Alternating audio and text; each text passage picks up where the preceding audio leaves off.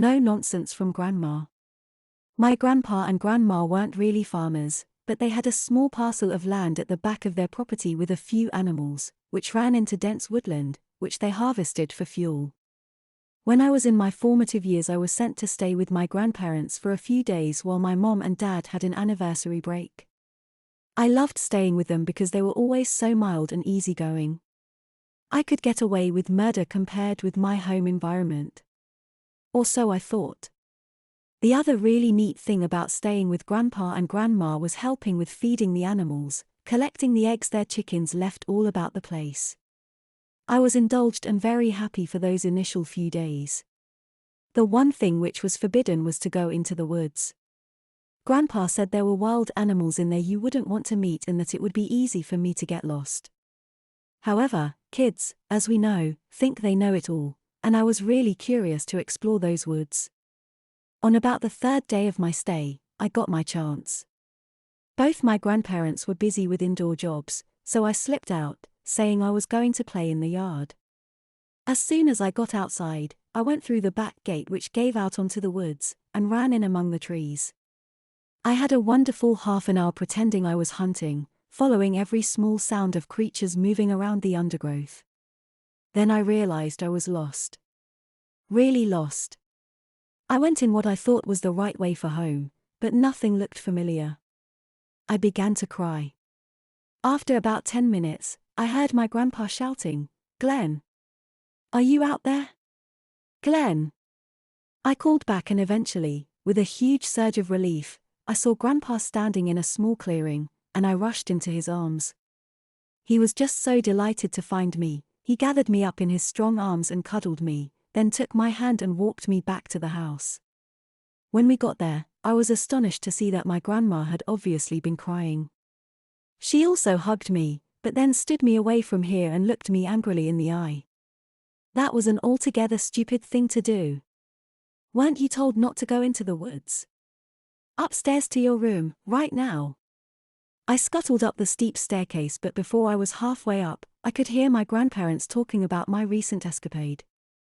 My grandpa, ever the mild-mannered gentleman, said, "Maureen, I really think you should leave this to Millie to deal with." My grandmother shot back. "He needs to learn his lesson now, not in a few days' time." I didn't wait to hear any more but scrambled into my bedroom. And waited. Eventually, I heard footsteps coming slowly up the stairs, and the door of my bedroom opened. It was Grandma, and in one hand she held an oval, ebony hairbrush. She must have seen the shock register on my face because she said, "Yes, you are going to be spanked. And spanked well.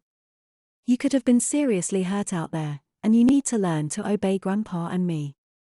Stand up, young man." I did as I was told, as if this was a bad dream.